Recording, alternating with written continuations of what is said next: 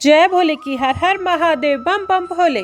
आज मैं श्री शिव महापुराण रुद्र संहिता युद्ध खंड का 31वां अध्याय सुना रही हूँ। शिव जी द्वारा आश्वासन सुनिए। संत कुमार जी बोले, ब्रह्मादिक देवताओं की बात सुनकर शिव जी ने गंभीर वाणी में उनसे कहा, हरि ब्रह्मादिक देवताओं, शंखचूड़ इतिहास मुझे अच्छी तरह ज्ञात है। उसका वध अवश्य होगा। वह देवद्रोही तो है, परंतु धर्म में बड़ा विलक्षण है। मेरे शासन में तुम्हें किसी बात की चिंता न करनी चाहिए।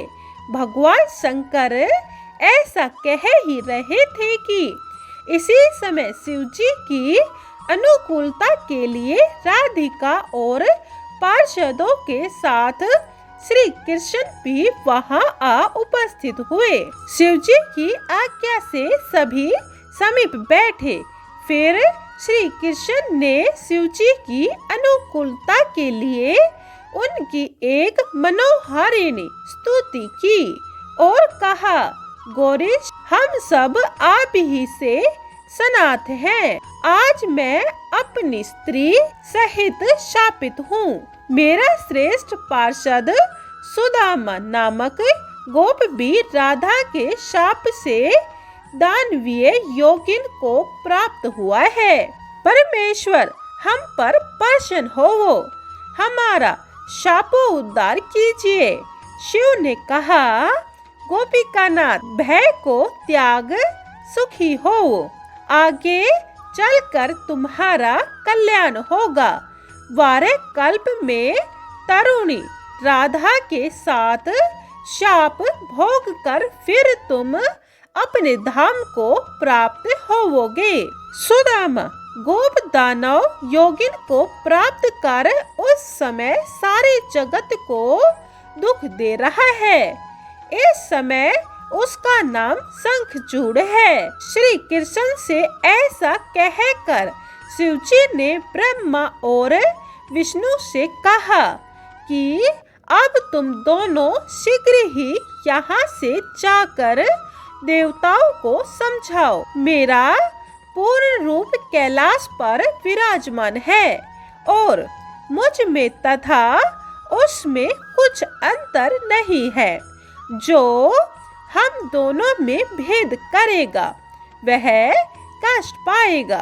फिर तो राधा सहित श्री कृष्ण तथा विष्णु और ब्रह्मा भी भय रहित तथा आनंद युक्त हो शीघ्र ही अपने अपने स्थान को लौट गए। सब देवता स्तुति करने लगे। शिव जी ने हंसकर कहा, तुम सब देवता अपने स्थानों को जाओ, मैं शंखचूड़ को अवश्य मारूंगा। 31वां अध्याय समाप्तम। जय भोले की 32वां अध्याय पुष्पदंत शंखचूड़ वार्ता सुनिए। संत कुमार जी बोले, महेश ने गंधर्व राज चित्ररथ को अपना दूत बनाकर शंखचूड़ के पास भेजा, जिसका नगर महेंद्र और कुबेर के भवन के समीप था। वहां पहुंच शंकर के दूत ने कहा, तुम देवताओं का अधिकार दे दो, अन्यथा मेरे साथ युद्ध करो। मैं महारुद्र तुम्हारा वध करूंगा। मेरा नाम पुष्पदंत है। शंकर ने जो मुझसे कहा है वही मैंने तुमसे कहा है। अब जैसा कहो मैं वैसा जाकर उनसे कह दूं। संत कुमार जी कहते हैं, तब पुष्पदंत से ऐसा सुनकर राजा ने हंसकर उससे कहा कि देवताओं को राज्य न दूंगा। यह पृथ्वी वीर भोग्य है। मैं देवताओं के पक्षपाती रुद्र से युद्ध करूंगा। मैं पहले रुद्र पर आक्रमण करूंगा। सुबह मैं रण में प्रस्थान करूंगा। तुम जाकर ऐसा ही रुद्र से कहो। पुष्पदंत अपने स्वामी शिव जी के पास लौट आया और जैसा उसने कहा था सब कह सुनाया। 32वां अध्याय समाप्तम। जय भोले की। 33वां अध्याय शंकर जी की युद्ध यात्रा। सुनिए। ऋषि संत कुमार बोले।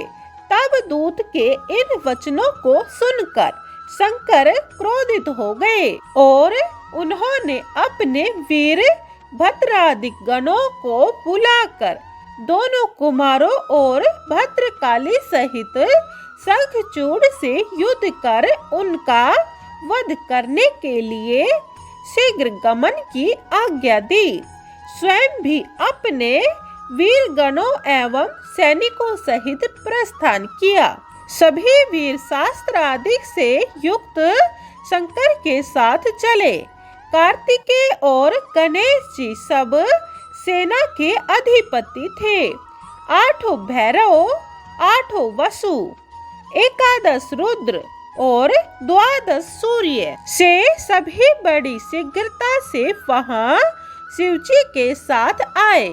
अग्नि, चंद्रमा, विश्वकर्मा, अश्विनी कुमार, कुबेर, यम, नैऋति, नलकुवर, वायु, वरुण, बुध और सभी मंगलादिक ग्रह तथा महाकाली काम शंकर जी के साथ आए तथा अपने वीर पार्षदों सहित 100 भुजा वाली देवी भद्रकाली स्वयं उपस्थित हुई। जिव्या 1 योजन तक चलायमान हो रही थी और शंख, चक्र, गदा, पद्म और खड़ग, चरम, धनुष बाण धारण किए थी। उसके हाथ में 1 योजन का गोल खप्पर था और वह आकाश स्पर्शी त्रिशूल तथा 1 योजन की लंबी शक्ति धारण किए थी। 3 करोड़ योगिनी और 3 करोड़ डाकिनियां उनके साथ अपनी सेना ले शिवजी शंखचूड़ से युद्ध करने चले।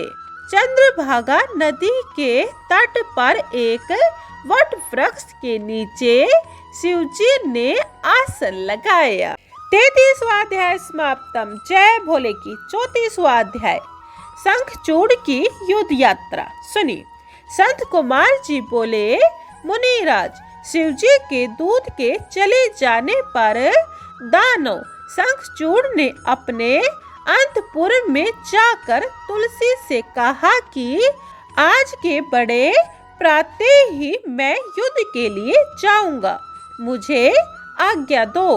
रात में उसने पत्नी से बहुत सी बातें की। दोनों स्त्री पुरुष क्रीड़ा करते हुए सुख के सागर में गमन रहे। प्रातः उठकर यथोचित शंखचूड़ ने अपने पुत्र को राजभार सौंपा और उसे भार्या तुलसी के अधीन किया। तत्पश्चात रोती हुई प्रिया को बहुत समझाकर, जो युद्ध के लिए बार बार निषेध करती थी, समझाकर अनेक प्रकार से धैर्य दिया और सेनापति को बुलाकर सेना तैयार कराई। क्षण मात्र में ही उसके दुर्मद वीर युद्ध के लिए तैयार हुए। मौर्य, कालिक और कालिके आदि सभी उनके साथ चले। 3 लाख अक्षौहिणी सेना युक्त यह मंडलिक छावनी से बाहर हुआ। गुरुजनों को आगे कर वह श्रेष्ठ रथ पर सवार हो युद्ध करने चला। चलते चलते पुष्पभद्रा नदी के तट पर अश्ववट के नीचे अपना डेरा लगाया। वहां से उसने शिवजी की सेना को देखा। 34वां अध्याय समाप्तम। जय भोले की। 35वां अध्याय शंखचूड़ का दूत भेजना। संत कुमार जी बोले, दानवेंद्र ने अपने दूत को शिवजी के पास भेजकर कहलाया कि मैं शंखचूड़ आ गया हूँ, क्या इच्छा है? तब शंखचूड़ के दूत के वाक्य सुनकर महादेव जी प्रसन्न होकर बोले, दूत, तुम जाकर अपने स्वामी से यह कह दो कि देवता से बैर त्याग कर उनसे संधि कर लो और उनका राज्य उन्हें देकर सुख से अपना राज्य करो। तुम शुद्ध कर्मी कश्यप की संतान होकर ऐसा क्यों करते हो?